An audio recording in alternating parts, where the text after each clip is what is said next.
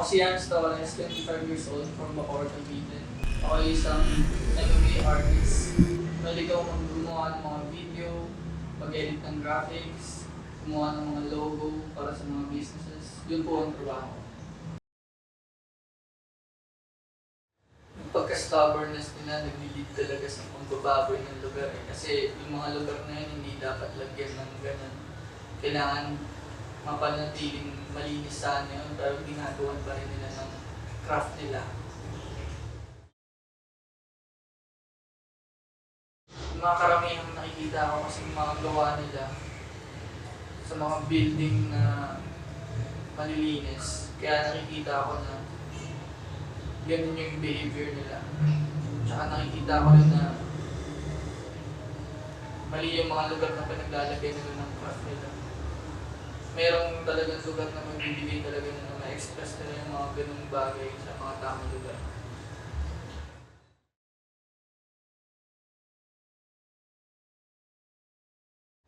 Siguro kasi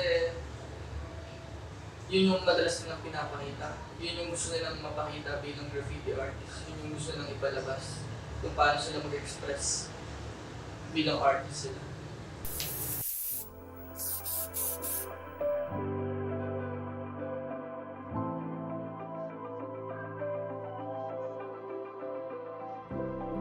Ako si Michael Rosquites, street artist ng Molino, Cavite. Ang ginagamit kong street name is Deep. Ang mga madalas kong natatanggap na labels, minsan maganda, minsan hindi. Yung mga hindi okay, hindi ko na lang siya ina-accept. Kasi nga, galing naman siya sa ibang tao na hindi naman nakakaintindi kung ano yung pagiging graffiti artist ko. Minsan okay, masaya naman kapag kapag okay yung sinasabi ng mga nagsasabi na maganda yung ginagawa ko. Goods ako sa mga ganun. Pero kapag mga hindi ko na lang pinapansin kasi kanya-kanyang opinion nga lang din naman.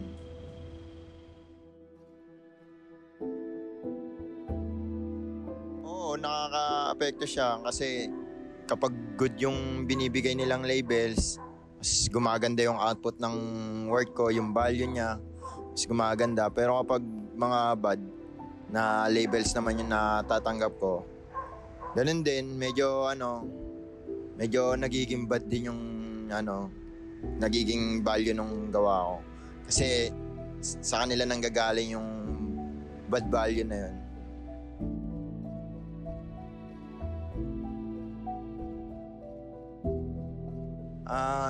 Pinapangaralan ko kung ano ba yung ginagawa ko para mas naiintindihan nila, para hindi lang yung puro negative yung naririnig ko sa kanila, para mas maintindihan nila yung kung ano yung ginagawa ko.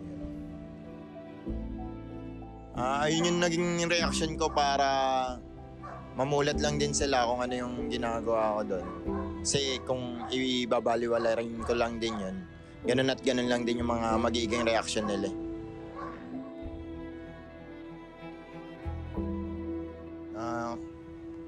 Good yung depende kapag good yung labels na binabato nila about sa career ko. Nakakatulong siya sa akin. Sa social life naman, kapag mga bad yung mga sinasabi nila tungkol sa sa ginagawa ko, medyo talagang nakakasira rin siya sa pagiging graffiti artist ko.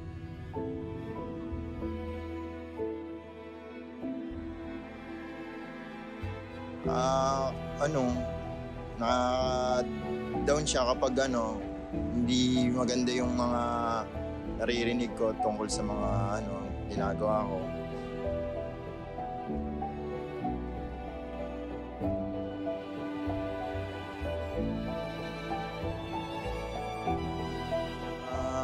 Ang mga pag-uugali ko hindi ko napapansin eh. Siguro nakadepende na lang din sa tao na makakakita kung ano yung kinikilos ko sa pagga-graffiti, sa sa labels na yun. Sa labels sila na yung bahala doon kung ano yung nila.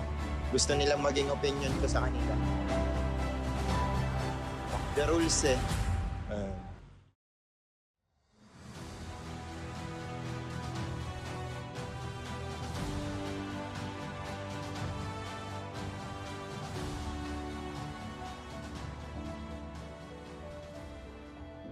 Madalas nakukuha akong label, destroyers kami sa scene.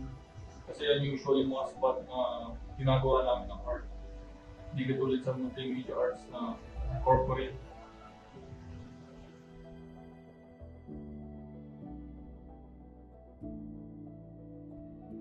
Merong iba sinasabi, tuloy lang, pero merong iba rin na ayaw nila yung ginagawa namin. Kasi nakakasira nga kami ng mga ano eh, ng mga establishmento eh. Dahil lang mga salamin, hindi naman namin pinapatawad yung mga ganyan eh. Ginagawa din talaga na namin. Lalo na kung mainit sa amin.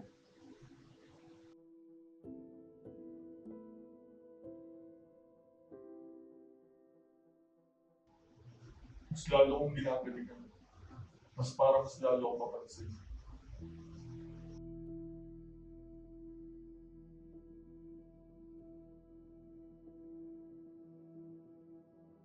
Yung epekto kasi sa ganun, ang kailangan lang dun, hindi kami magpakilala kung sino kami.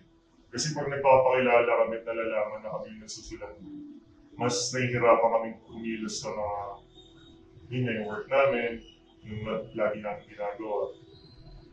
Sa pagbabandals kasi, dapat hindi ka talaga kilala eh. Mas okay na hindi kilala.